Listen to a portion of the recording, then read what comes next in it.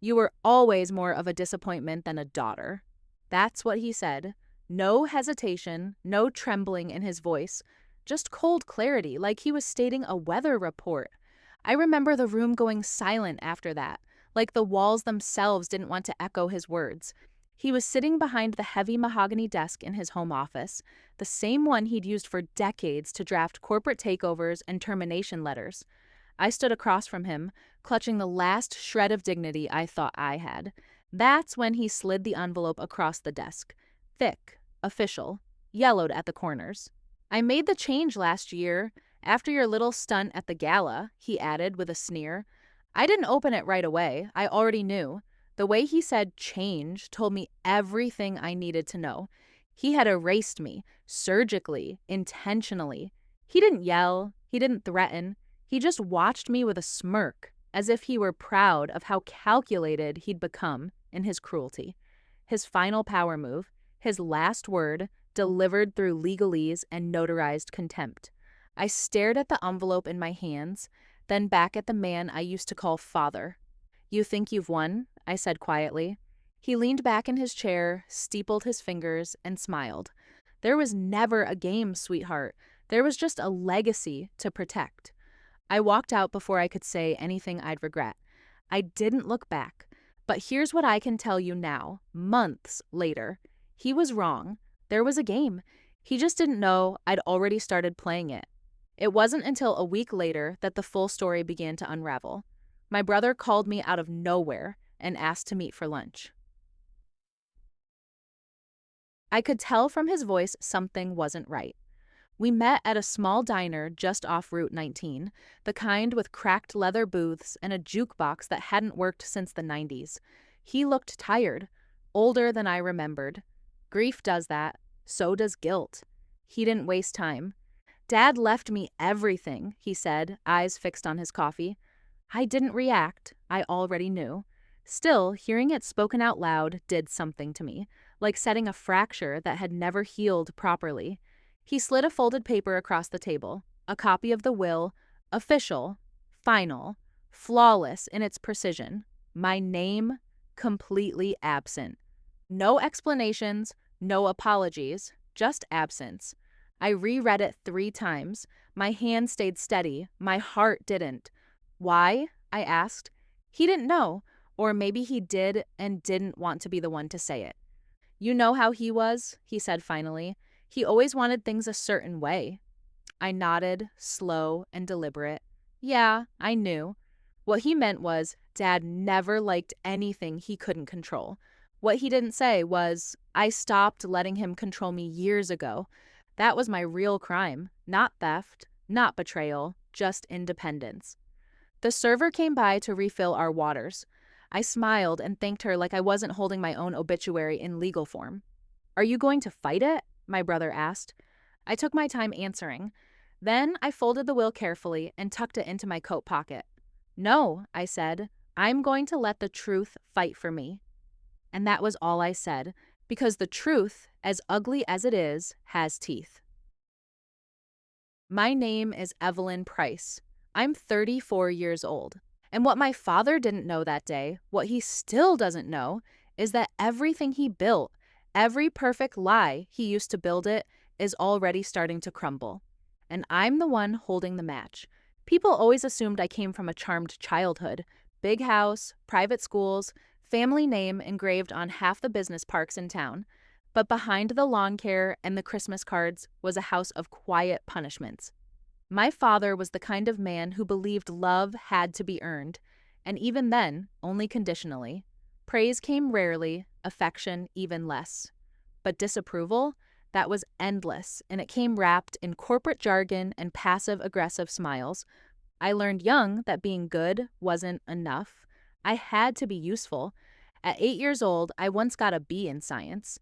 He didn't yell, he just crossed his arms at dinner and said, "I don't invest in failure." At 10, I won a citywide writing contest. He scanned the award letter and said, "You should focus on numbers. Emotions don't pay the bills." By 13, I'd learned to swallow my wins and shrink my hopes. I stayed quiet, kept my room spotless, memorized stock reports just to have something to talk about at dinner, but nothing I did ever seemed to meet his invisible bar. My brother, Adam, on the other hand, he was everything Dad wanted. He was obedient, studied business, played golf, never asked hard questions. He learned the family script early and recited it well. I didn't resent Adam for it, not then. We were close once, in our own way. I think he saw how hard I was trying to be part of a system that wasn't built for me, but over time, even he stopped asking if I was okay. I still remember the night I first realized I'd been disqualified from Dad's affection. I was 17. The company was hosting a fundraiser gala, and I'd spent weeks designing the decor plan for the ballroom. I wasn't paid, of course. It was just helping the family. I stayed up late, drew diagrams, sourced quotes. On the night of the event, everything looked perfect. And yet, when my father gave his thank you speech, he didn't mention me. Not once. Afterward, I asked him gently if he'd forgotten. He looked at me and said, "People don't thank the lighting crew, Evelyn. They thank the visionaries." I went to the restroom and cried silently in a stall for 12 minutes, then reapplied my lipstick and returned to the party like nothing had happened. That was the night something in me began to calcify. Not bitterness, not yet, just understanding. Quiet, sobering understanding. I wasn't his daughter, I was his draft pick, and I hadn't made the team. After high school, I tried to play his game. I entered a finance program at his insistence, interned at one of his partner firms, sat in boardrooms where no one remembered my name. But it never felt like mine. I was a visitor in a costume, trying to play legacy. At 26, I quit without telling him. I took a grant to pursue a fellowship in nonprofit strategy, and for the first time in my adult life, I felt like I could breathe. I knew he'd be furious, but I didn't expect what came next.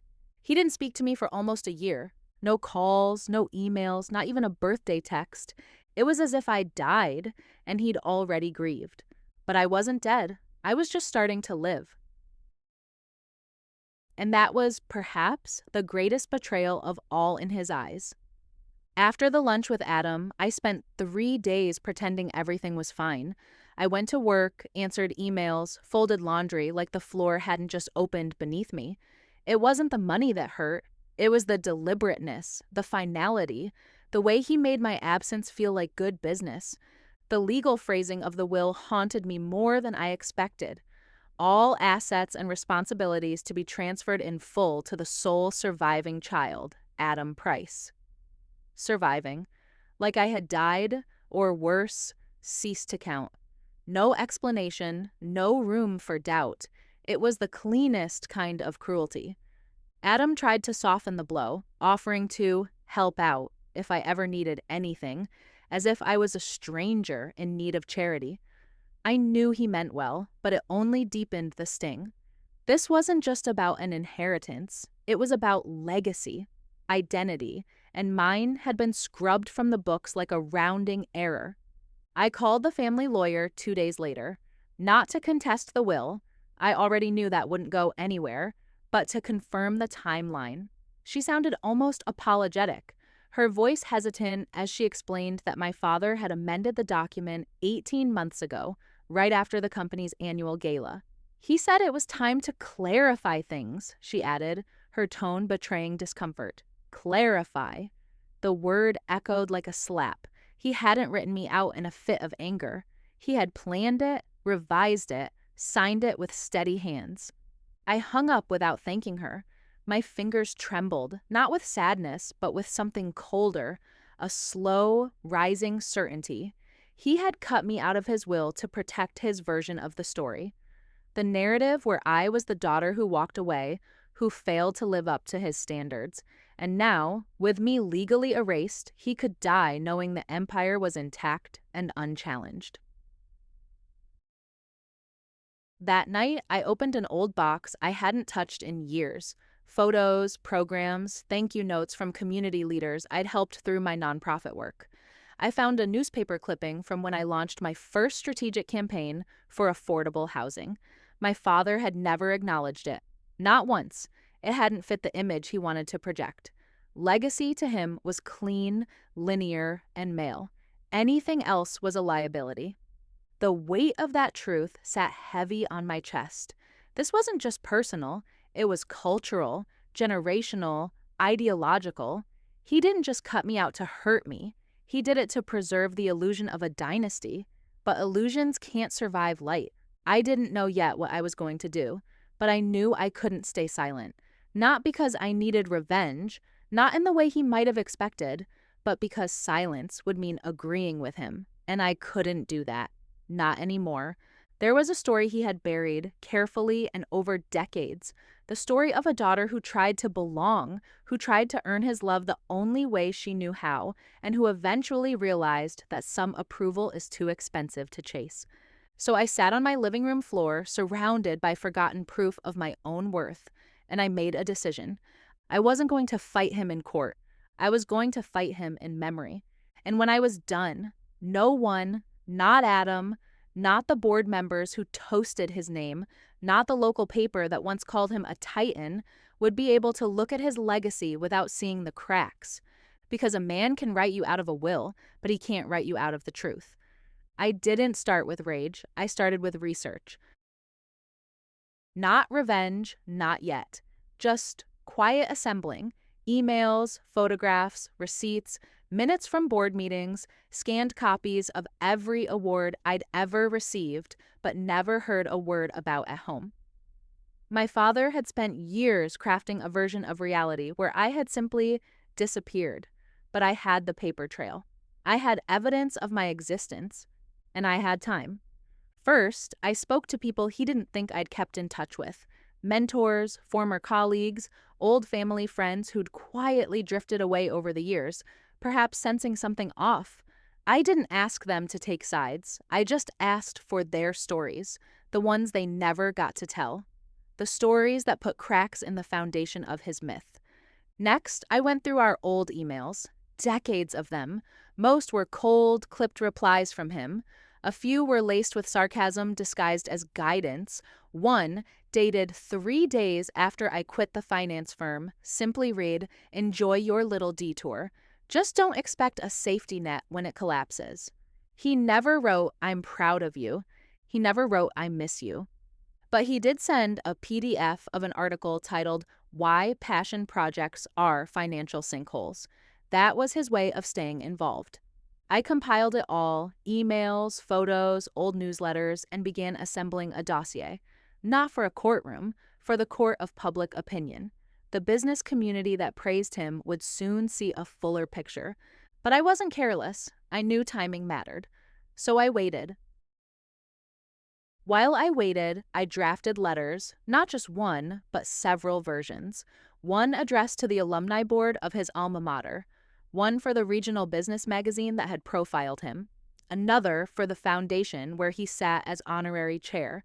Each letter was calm, factual, and deliberate. No embellishments, just the truth of how he had written me out of his legacy, not because I failed, but because I refused to conform. I read every letter out loud, checking for heat. If a sentence stung too sharply, I rewrote it. I didn't want vengeance. I wanted clarity. The final version was only 5 paragraphs. 5 paragraphs to unravel 5 decades of silence. Once that was ready, I began curating the images. Photos of the gala I'd organized, the community housing project I led, the volunteer events he never attended, but that bore our last name. Each image a quiet contradiction of the version of me he had buried. And then there was the quote. I went back to that moment in his office. His words, so sharp, so rehearsed. I wrote them down exactly as he said them. You were always more of a disappointment than a daughter. I debated whether to include it. It felt raw, a little too personal, but in the end, I left it in. Not out of spite, out of accuracy. People needed to hear how he spoke to his legacy. The final step was choosing when. There was an awards gala scheduled the following month, a black tie affair where he was slated to receive a Lifetime Achievement Award. The audience would include donors, executives, and most importantly, the press. That's when I decided I wouldn't go. but my words would. And when they landed, they wouldn't shout. They'd whisper. But the kind of whisper that makes everyone stop and turn. The letter was scheduled to go out at 7:15 p.m. The gala started at 7. Dinner was served at 7:30, and by the time they poured the wine, every major guest at that event would have received the same message in their inbox. No subject line, no greeting, just a simple attachment named "The Other Side of the Legacy." The email itself was short, 3 lines. "This is not an attack. This is the truth. I ask only that you read it to the end." And then I hit send. I sat alone in my apartment, barefoot, holding a cup of tea I never drank. My phone was off. I didn't want to see the reactions, not yet. I just needed to know that somewhere in that elegant ballroom, amid the applause and catered lamb, silence had begun to bloom. Later that night, my friend Maya texted me a screenshot of a group chat between 2 alumni board members. "Did you see the letter?" I always wondered what happened with her. This changes how I see him. Completely. By midnight, my inbox had over 40 new messages. Some from people I hadn't spoken to in years, some from people I'd never met, some anonymous, short, stunned lines like, "I had no idea," and "Thank you for speaking." Not one of them questioned the truth. 2 days later, the foundation quietly removed my father's profile from their board page. A spokesperson issued a vague press statement about re-evaluating leadership in light of recent personal revelations. The business magazine postponed his cover feature. When they reached out to me for a statement, I declined an interview. I didn't need to speak louder. I had already said enough. The true rupture, though, came from within the family. Adam called me 3 times. I didn't answer. On the 4th try, he left a voicemail. His voice sounded strained, almost defensive. "You didn't have to do this, Evelyn. You could have just talked to me. He's destroyed. He hasn't left the house. He says people look at him differently now, like he's some kind of monster." I listened to that message more times than I'd like to admit, because part of me did feel something. Not regret, but grief. Grief that it had to come to this, that the only way I could be seen was by revealing the absence, that my existence had to be proven like a case file. A week later, I received a letter in the mail. No return address, just my name, typed. Inside was a single sheet of thick, off-white paper with 1 line in familiar handwriting. "I underestimated you. No apology, no explanation, just that. It wasn't enough, of course, but it wasn't nothing." I folded the note, placed it in a drawer, and left it there, because I knew what he meant. He thought he could erase me, and he was wrong. In the weeks that followed, I noticed something strange. Silence became louder than noise. No more press releases, no more cheerful posts from the family company's social media account. My father didn't issue a rebuttal. He didn't call, but I heard from others, friends of his, distant relatives, former employees. Their messages weren't angry. They were curious, quietly sympathetic, confused maybe, but not hostile.